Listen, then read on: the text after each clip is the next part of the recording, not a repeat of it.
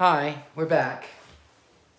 I'm just going to go on really quickly to the Book of Faces, and I'm going to say I'm back on. So hold on 1 minute, please. I don't know how to go back over there. Let's see.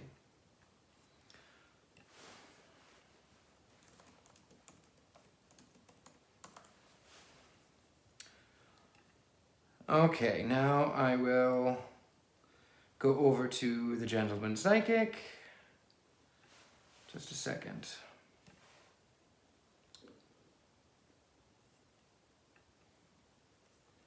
And now let's see, is this what I'm doing? I'm still trying to figure out this inbox. That's not what I need. I need to figure out how to make a post. I'm back. So hold on 1 minute, my darlings. Updates, inbox, newsfeed. Newsfeed, that's what I need. Okay. And then we go over here to create a post. I am back on YouTube.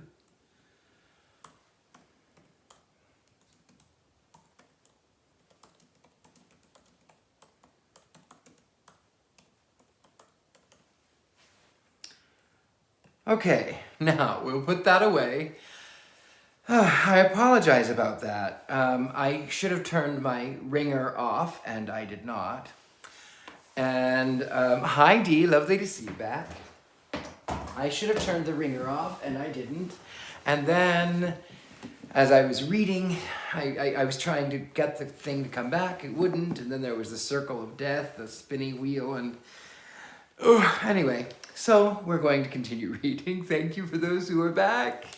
I hope that we have some who have joined us again. I know Dee is here. I know a few of you are back. So we're back. I'm just going to let a few more people come back on here. We've got a few. Hello, Malika. I'm back. Hello, Angela. Okay. Now let's see. Where were we?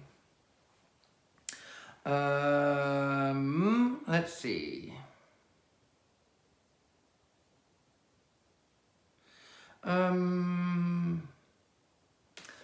Let's see, your maid, no,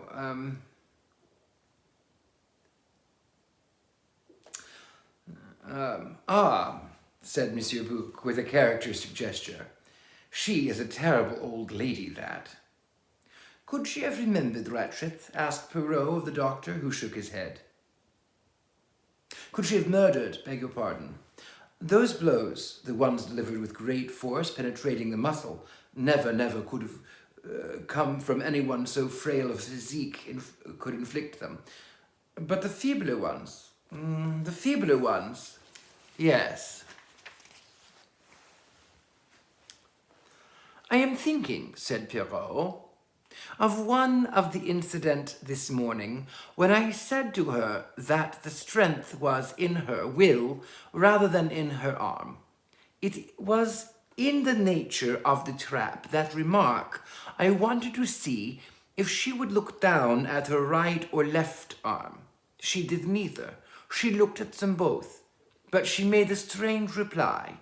She said, "No, I have no strength in these. I do not know whether to be sorry or glad." A curious remark, that. It confirms me in my belief about the crime. It did not settle the point about the left-handedness. No. By the way, did you notice that the Count Andreini keeps his handkerchief in his right hand breast pocket? Monsieur Bouc shook his head. His mind reverted to the astonishing revelation of the last half hour, he murmured. Lies. And again, lies. It amazes me, the amount of lies we've had told to us this morning. There are still more to discover, said Perrault cheerfully. You think so? I shall be very disappointed if it is not so. Such duplicity is terrible, said Monsieur Bouc, but it seems to please you, he added reproachfully. It has its advantage, said Perrault. If you confront anyone who has lied with the truth, they usually admit it, often out of sheer surprise that It is only necessary to guess right to produce your effect. That is the only way to conduct this case. I select each passenger in turn, consider their evidence, and say to myself, if so, and if so-and-so is lying, on what point are they lying, and what is the reason for the lie? And I answer, if they are lying, if you mark, it could only be for such a reason and on such a point. We have done that once very successfully with Countess Andrani. We shall now proceed to try the same method on several other persons. And supposing, my friend, that your guess happens to be wrong, the one person at any rate will be completely freed from suspicion. Ah, a process of elimination. Exactly. And who do we tackle next? We're going to tackle that Puka Sahib, Colonel Abanoth. 6. A second interview with Colonel Abanoth. Colonel Abanoth was clearly annoyed at being summoned to the dining car for a second interview. His face wore a most forbidding expression as he sat down and said, "Well, all my apologies for troubling you a second time," said Perrault, "but there is still some information that I think you might be able to give to us." "Indeed, I hardly think so." "To begin with, you see this pipe cleaner?" "Yes." "Is it yours?" "I don't know. I don't put private mark on them, you know." "Are you aware, Colonel Abanoth, that you are the only man amongst the passengers in Stamboul Claris carriage who smokes a pipe? In that case, it probably is one of mine." "Do you know where I have found it?" "No, not the least idea." "It was found by the body of the murdered man." Colonel Abanoth raised his eyebrows. "Can you tell us, Colonel Abanoth, how it is likely to have got there? If you mean, did I drop it there myself?" "No, I did not." "Did you go into Monsieur Ratchet's compartment at any time?" "I never even spoke to the man." "You never spoke to him, and you did not murder him?" The colonel's eyebrows went up again, sardonically. "If I had, I should hardly be likely to acquaint you with that fact. As a matter of fact, I didn't murder the fellow." "Ah, well," murmured Perrault, "it is of no consequence." "I beg your pardon?" "I said that it was of no consequence." "Oh?" Arbuthnot looked taken aback. He eyed Perrault uneasily. "Because you see," continued the little man, "the pipe cleaner, it is of no importance. I can myself think of 11 other excellent explanations of its presence." Arbuthnot stared at him. "What I really wished to see you about was quite another matter," went on Perrault. "Miss Debenham may have told you, perhaps, that I overheard some words spoken to you at the station of Konya." Arbuthnot did not reply. "She said, 'Not now, when it's all over, when it is behind us.' Do you know what those words referred?" "I'm sorry, Monsieur Perrault, but I must refuse to answer that question." "Pourquoi?" The colonel said stiffly, "I suggest you should ask Miss Debenham herself for the meaning of those words." "I have done so." "And she refused to tell you?" "Yes." "Then I should think it would have been perfectly plain, even to you, that my lips are sealed." "You will not give away lady's secret?" "You can put it that way, if you like." "Miss Debenham told me that they referred to a private matter of her own." "Then why not accept her word for it?" "Because, Colonel Abanoth, Miss Debenham is what one might call a highly suspicious character." "Nonsense," said the colonel with warmth. "It is not nonsense." "You have nothing whatsoever against her?" "Not the fact that Miss Debenham was a companion governess in the Armstrong household at the time of the kidnapping of the little Daisy Armstrong." There was a minute's dead silence. Perrault nodded his head gently. You see, he said, we know more than you think. If Miss Debnam is innocent, why did she conceal that fact? Why did she tell me that she had never been in America? The colonel cleared his throat. Aren't you possibly making a mistake? I am making no mistake. Why did Miss Debnam lie to me? Colonel Abernath shrugged his shoulders. You had better ask her. I still think you are wrong. Perrault raised his voice and called. One of the restaurant attendants came from the far end of the car. Go and ask the English lady in number 11. She will be good enough to come here. Bien, monsieur. The man departed. The four men sat in silence. Colonel Abernath's face looked as though it were carved out of wood. It was rigid and impassive. The man returned. Thank you. A minute or two later, Mary Debnam entered the dining car. 7. The identity of Mary Debnam. She wore no hat. Her head was thrown back as though in defiance. The sweep of her hair back from her face, the curve of her nostril suggested the figurehead of a ship plunging gallantly into the rough sea. In that moment, she was beautiful. Her eyes went to Abernath's for a minute. Just a minute, she said to Perrault. You wish to see me? I wish to ask you, mademoiselle, why you lied to us this morning. Lied to you? I don't know what you mean. You concealed the fact that the time of the Armstrong tragedy, you were actually living in the house. You told me that you had never been in America. He saw her flinch for a moment and then recover herself. Yes, she said, that is true. No, mademoiselle, it was false. You misunderstood me.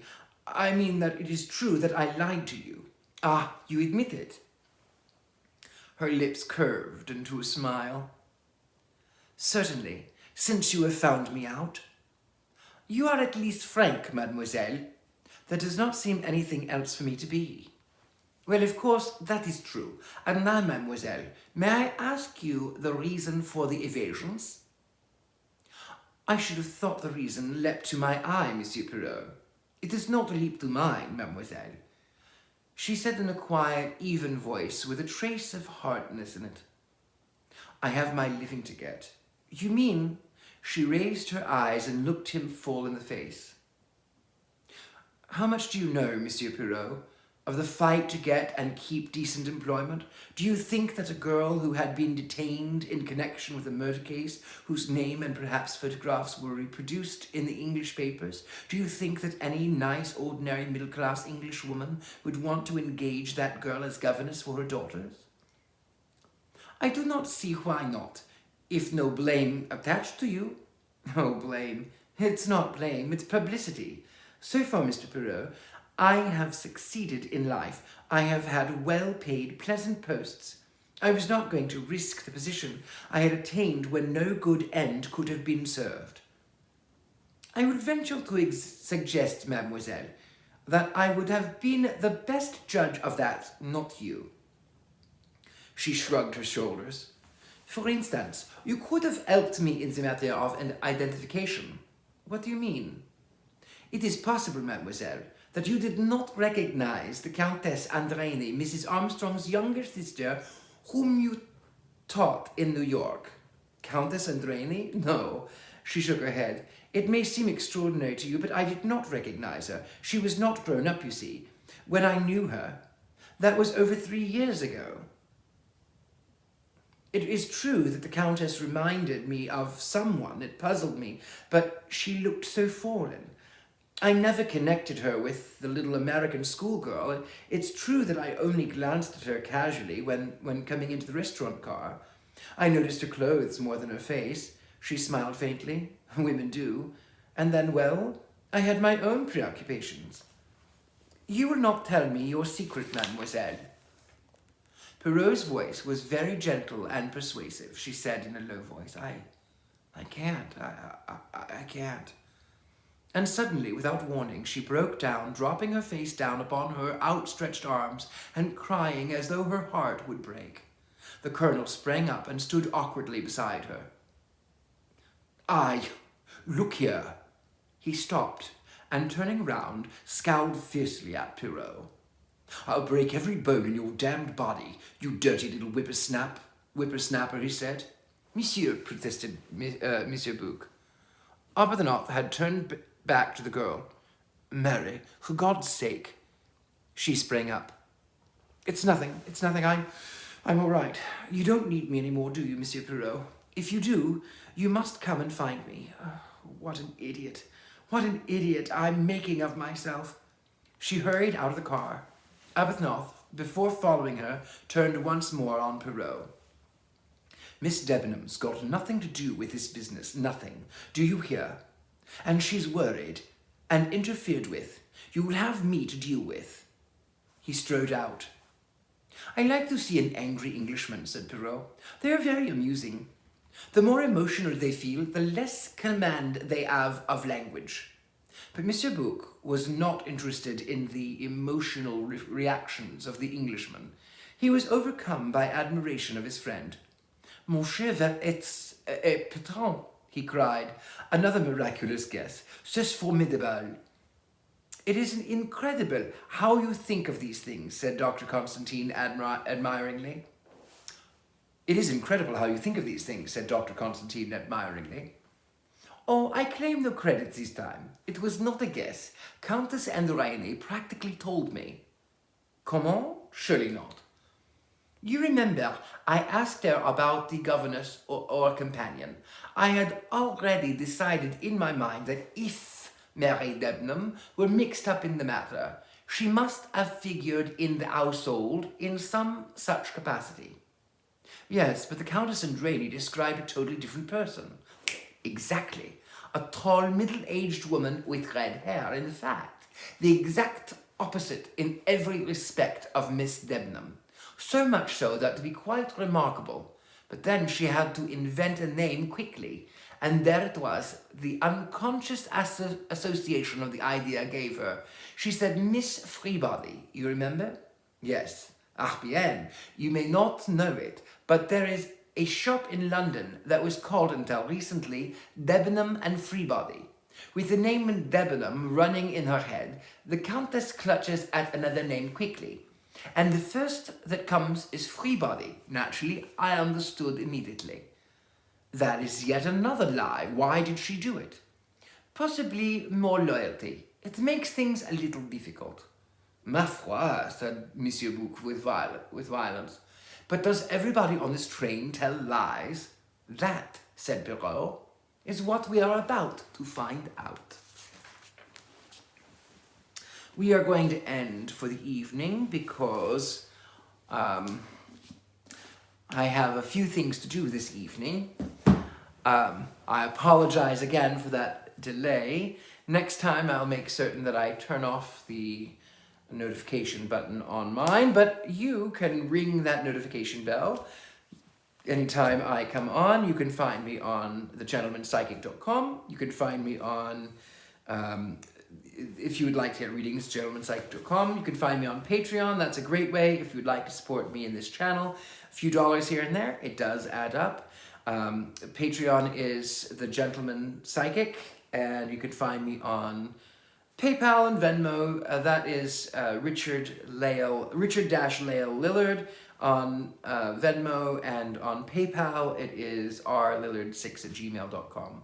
With that, my darlings, I look forward to next week. I've got a couple more videos coming out. I've been crazy with my move and getting things done, but I know I've got a few more things that I'll be working on, and yes, I'm glad to see you back. Okay, darlings, I love you all. Have a good evening. I shall chat with you another time. Until then, have a beautiful evening. Have a beautiful morning. Love to you always. Good night.